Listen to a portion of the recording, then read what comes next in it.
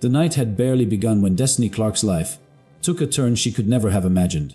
Destiny was a 32-year-old waitress at one of the most exclusive restaurants in New York City, a place where billionaires reserved private dining rooms months in advance and ordinary people could only dream of stepping inside. For Destiny, the restaurant was not just a workplace, it was survival. Every tray she carried, every smile she offered to demanding guests, every glass of champagne she poured, it was all for her mother's hospital bills and her younger brother's college tuition. She was used to being invisible, the woman in the background unnoticed except when something went wrong. But that evening, her invisibility shattered.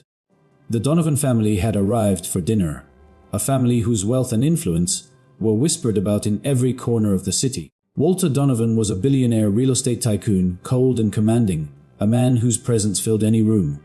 His wife Catherine radiated elegance, draped in a gown that looked like it belonged on the cover of a fashion magazine. And then there was their daughter, 12-year-old Lily Donovan, a girl with wide blue eyes and golden hair tied back with a silk ribbon. To the world, she was the heiress to an empire. To Destiny, she was just a child, fragile, innocent, and far too quiet for someone her age. Destiny noticed it the moment she stepped into the dining room with their appetizers. Lily wasn't eating much. She pushed her food around the plate, her tiny hands trembling slightly, as if she were fighting a chill no one else could feel. Destiny's instincts, sharpened by years of watching people in silence, told her something was wrong, but she said nothing. Who was she, a black waitress with a crumpled order pad, to question the health of a billionaire's daughter? The evening moved on. Lots of toasts, the clinking of crystal glasses. But when dessert arrived, Destiny's world froze. Lily suddenly clutched her stomach, her face draining of color, and collapsed onto the marble floor with a thud that silenced the entire restaurant. Catherine screamed. Walter leapt to his feet, shouting for someone to do something. But no one moved, not the other guests, not the waiters standing stiff with fear. Everyone hesitated, stunned by the sight of wealth brought low by helplessness. Everyone except Destiny. Her tray clattered to the ground as she dropped beside Lily, checking her breathing, her pulse, her eyes. Years of caring for her own sick mother had given her a sharp awareness of emergencies. And this was one. Without asking permission, without caring about who was watching, she lifted the girl into her arms. "I'm taking her to the ER," Destiny shouted, her voice shaking with both fear and authority. For a moment, Walter Donovan's face hardened, as if the idea of a waitress touching his daughter was unthinkable. But then he saw Lily's lips turning pale, her small body convulsing slightly, and he nodded, snapping at his driver to clear the way. The night blurred. Destiny carried Lily through the glittering lobby of the restaurant, her heart pounding so hard it drowned out the noise of gasps and whispers. She barely heard Catherine calling after her, barely noticed the flashing cameras of paparazzi outside. She only knew the weight of the child in her arms, the shallow breaths that seemed to fade with every second. Inside the sleek black SUV, she cradled Lily on her lap, whispering, "Stay with me, baby, stay with me." Catherine sat across trembling, her hands clasped as if in prayer. Walter barked orders into his phone, demanding the hospital prepare for their arrival. But none of it mattered. In Destiny's arms, Lily seemed smaller and smaller, as though life itself was slipping away. When they reached the ER, the medical staff rushed forward. "What happened?" a doctor demanded. "She just collapsed," Destiny said breathlessly, handing the girl over. She was fine one moment, then she couldn't breathe. Doctors and nurses swarmed Lily, rolling her into the emergency room. Catherine followed, sobbing, while Walter stormed through the hospital corridors, throwing his weight around, demanding the best specialists money could buy. Destiny stood frozen, her hands still trembling, the scent of Lily's hair lingering against her uniform. She wanted to leave, to disappear back into the anonymity of her world, but her legs wouldn't move. Something deep inside told her this night was far from over. An hour passed. The hospital's fluorescent lights hummed. People rushed in and out, but Destiny remained seated in the waiting area, her uniform stained, her eyes fixed on the double doors of the ER. She didn't belong there, she knew that, but her heart refused to let her walk away. Finally, the doctor emerged. His face was grave, his words slow and deliberate. She wasn't having an allergic reaction. She wasn't fainting from exhaustion. She was poisoned.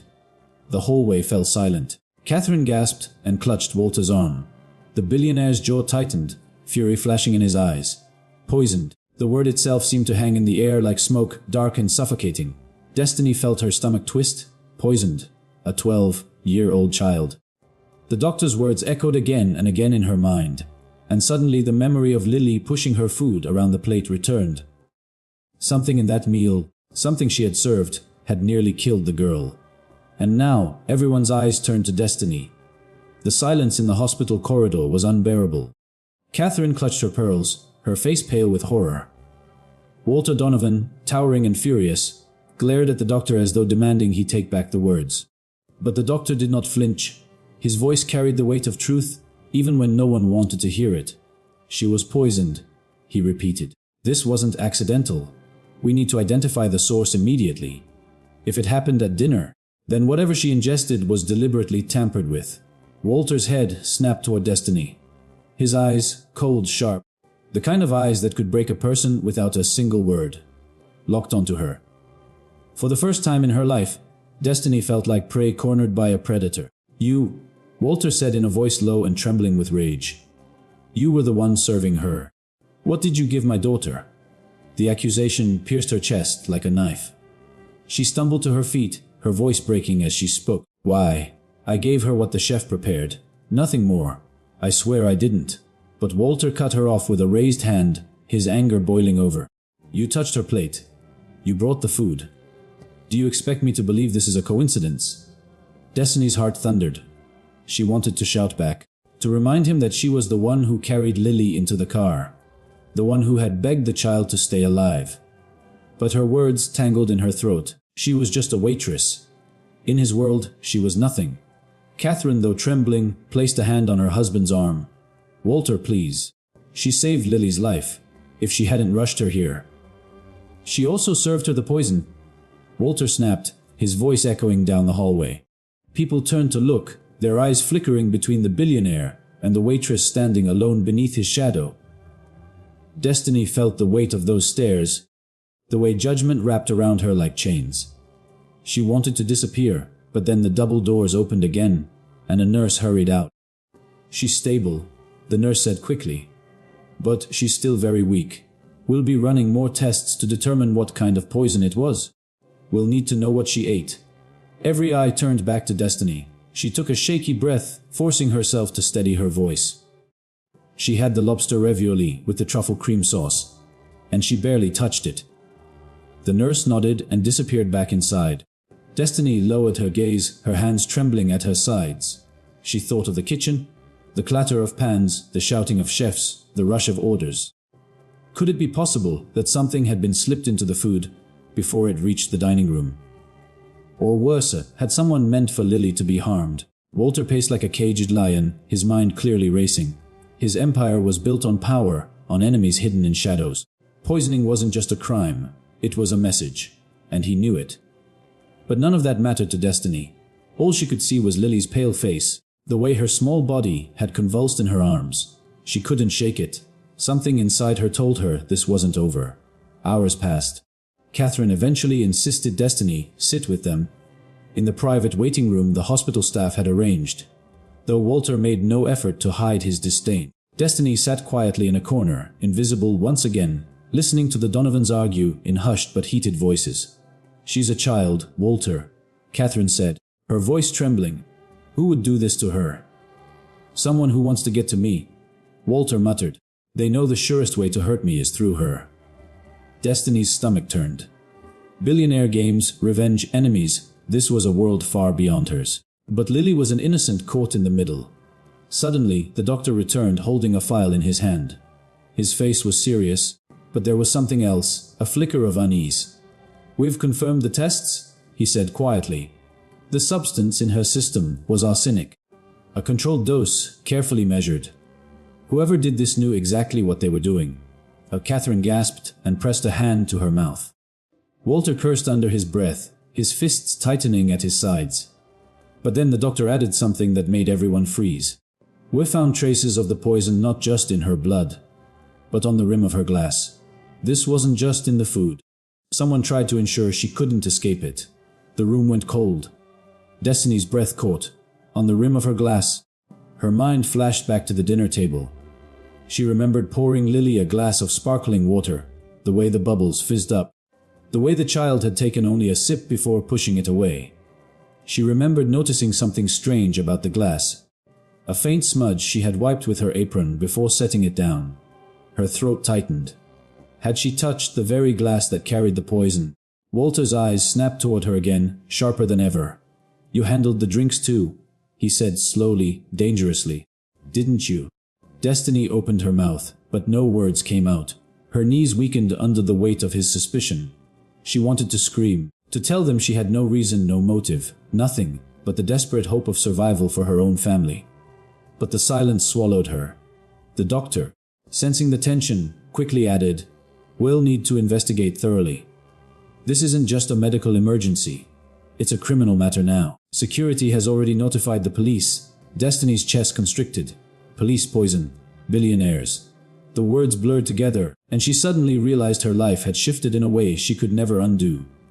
Somehow, in one night, she had gone from being invisible to standing at the center of a storm that could destroy her.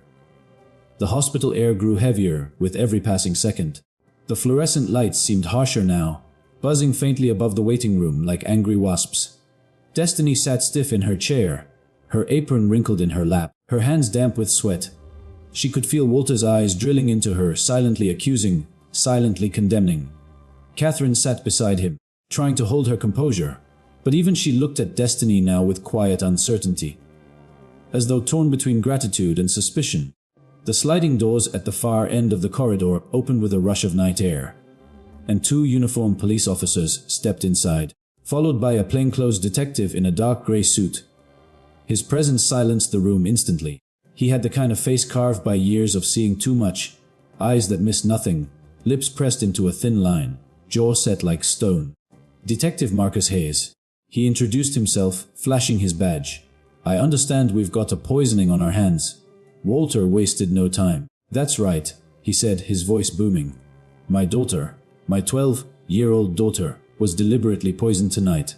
I want answers, and I want them now." Detective Hayes nodded calmly, pulling a small notebook from his pocket. "You'll have answers. But first, I need statements from everyone who was near the girl when she collapsed." His gaze swept the room and landed on Destiny, starting with her server. Destiny's stomach twisted. The walls felt like they were closing in as the detective gestured for her to step into the hallway. She obeyed slowly, her legs unsteady, aware of Catherine's worried glance and Walter's cold stare following her out. Hayes leaned against the wall, flipping open his notebook. "Name? Destiny Clark," she whispered. "Occupation? Waitress at Lee Mason door." He nodded, scribbling. Then he looked up, his eyes sharp.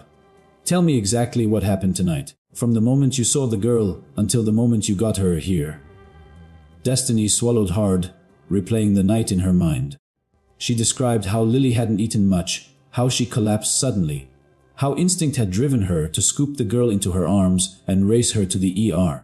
She tried to keep her voice steady, but every word trembled with the weight of accusation pressing down on her. Hayes listened carefully, not interrupting, but his eyes never left her face. When she finished, he tapped his pen against the notebook. "You handled her food and her drinks, correct?" "Yes," Destiny admitted softly. "That's my job." "Did you notice anything unusual?" Her throat tightened. She thought of the smudge on the rim of the glass, the faint mark she had wiped away without thinking. Should she tell him, or would it only make her look guiltier? After a long pause, she forced the truth out. "There was something on the glass. I thought it was just a fingerprint or grease. I wiped it with my apron before I gave it to her." Hayes's pen froze mid-scribble. He lifted his eyes to her again, darker now, heavier. "So you're telling me the glass was in your hands, right before she drank from it?" The words hit like a hammer. Destiny's knees wobbled. I didn't do anything to it. I swear I didn't. I was just trying to keep the glass clean. Please, I would never hurt a child." Hayes didn't answer. He just stared at her for a long, silent moment before jotting something down. Then he closed his notebook. "Wait here," he said firmly. "Don't leave." Destiny sank into the nearest chair as he walked away, her chest tightening with dread. Her mind swirled with panic. What if they didn't believe her? What if they blamed her? She was just a waitress, a nobody. Against the word of billionaires, who would they trust? Through the glass walls of the waiting room, she could see Walter pacing, his phone pressed to his ear, no doubt calling lawyers, contacts, anyone who could make things happen in his favor. Catherine sat with her face buried in her hands. And beyond those double doors lay Lily, unconscious, fighting to survive. Destiny's heart ached. She hadn't known the girl for more than a passing moment, yet the memory of her small body trembling in her arms haunted her. She didn't care about money, power, or scandal. She only cared about that child pulling through. Detective Hayes returned a few minutes later, this time with 2 more officers. His voice was calm, but there was no mistaking the steel in it. "Miss Clark, we're going to need you to come down to the station for further questioning." The world tilted. Destiny's breath caught in her throat. "What? No, I didn't. It's procedure," Hayes interrupted, holding up a hand. "We need to rule out every possibility. You are closest to the victim. Until we sort this out, you're a person of interest." Walter stepped into the hallway at that moment, his lips curling in grim satisfaction. "Finally. Do what you need to. Don't let her walk away until you know the truth." Destiny's chest burned with humiliation. To them, she wasn't a savior. She was a suspect. The officers flanked her, guiding her gently but firmly toward the exit. Whispers filled the corridor as hospital staff and visitors turned to watch. She felt their eyes on her, the black waitress in handcuffs of suspicion, walking out under the shadow of a billionaire's fury. But just before the doors closed behind her, a small, weak voice drifted from the ER. "Destiny." The world froze. It was Lily. Her voice, fragile yet clear, calling the name of the woman who had carried her. The woman who hadn't left her side when the world turned its back. Destiny's eyes filled with tears, her lips trembling as she turned toward the sound. Catherine gasped, rushing toward the ER, while Walter froze mid-step. Even Detective Hayes glanced back, his eyes narrowing thoughtfully. For the first time that night, hope flickered through the darkness. The faint sound of Lily's voice changed everything. Catherine rushed into the ER, tears streaming down her cheeks, while Walter hesitated, his composure cracking for the first time. Destiny, frozen in disbelief, felt her heart shatter and heal all at once. The girl was alive, but the officers still led her outside into the waiting patrol car. The city's night air was heavy, cool against her skin. The flashing red and blue lights of the police cars painted her face in shifting shadows. She sat in the back seat, hands trembling, as the weight of the moment pressed down on her. At the precinct, Destiny was placed in a small gray interrogation room. The metal chair was cold beneath her, the table scratched and dented with years of confessions and denials. Detective Hayes sat across from her, his eyes sharp but not unkind. "Destiny," he said calmly, folding his hands. "You need to understand. Right now, you look like the prime suspect. You handled the food. You wiped the glass. You carried the victim. The narrative writes itself unless you help me see otherwise." Her eyes filled with tears, but her voice was steady. "Detective, I swear to you, I had nothing to do with it. I don't even know why anyone would hurt her. I don't have money. I don't have enemies. I'm just trying to survive. My mother's sick. My brother's in school. All I do is work. Please, you have to believe me." For the first time, Hayes leaned forward, studying her face closely. He had seen liars. He had seen criminals. He knew desperation when it was an act. But something in Destiny's eyes wasn't desperation. It was truth. Before he could respond, the door opened, and a young officer rushed in, holding a report. He handed it to Hayes, who scanned it quickly, his brow furrowed, then lifted with surprise. "Interesting," Hayes murmured. He looked up at Destiny. "The lab just confirmed something. The fingerprints on the poisoned glass weren't yours." Destiny gasped. "What?" Hayes nodded slowly. "There were smudges, yes, from when you wiped it. But beneath that, clear prints. And they don't match yours. They belong to someone else." Her chest tightened. "Then who?" Before Hayes could answer, another officer poked his head into the room. "Detective, you'll want to see this." Hospital security just pulled the kitchen footage from the restaurant. Minutes later, Destiny sat beside Hayes in a small viewing room, eyes glued to the screen. The black and white footage showed the busy chaos of La Maison d'Or's kitchen. Chefs shouted orders, waiters came and went, and then a figure slipped into frame. A man in a kitchen uniform, but not one of their staff. His movements were deliberate, his head ducked low. He approached the counter where Lily's plate and glass waited. With swift, practiced hands, he sprinkled something into the glass, wiped the rim with a cloth, and vanished into the shadows. Destiny's heart dropped. That's him. That's who did it. The haze narrowed his eyes. And we're going to find out who he is. Back at the hospital, Lily had regained partial consciousness. Catherine clung to her daughter's hand, whispering prayers of gratitude. Walter stood by the window, his phone pressed to his ear, barking orders at his security team. But when Detective Hayes entered with Destiny at his side, Walter spun around, his face hard. "Why is she here?" he demanded, pointing at Destiny. "She should still be in custody." "She's not the suspect," Hayes interrupted firmly. "We've identified another party. Someone infiltrated the kitchen staff and tampered with your daughter's meal. We're running his identity now." Walter blinked, stunned. For the first time, his words faltered. His gaze shifted to Destiny, and for a brief second, guilt flickered in his eyes. Though pride kept him silent. Lily stirred weakly in her bed, her voice barely audible. "Daddy, it wasn't her. Destiny saved me." Catherine broke down in tears, kissing her daughter's forehead. Walter clenched his jaw, his fists tight at his sides. But he said nothing. Destiny stepped closer, her eyes soft. "Rest, sweetheart. You're safe now." But 2 days later, the man from the kitchen was arrested. He was a disgruntled former employee of Walter Donovan's company, fired years earlier, vowing revenge. He had planned everything carefully, believing the easiest way to hurt a billionaire was through his child.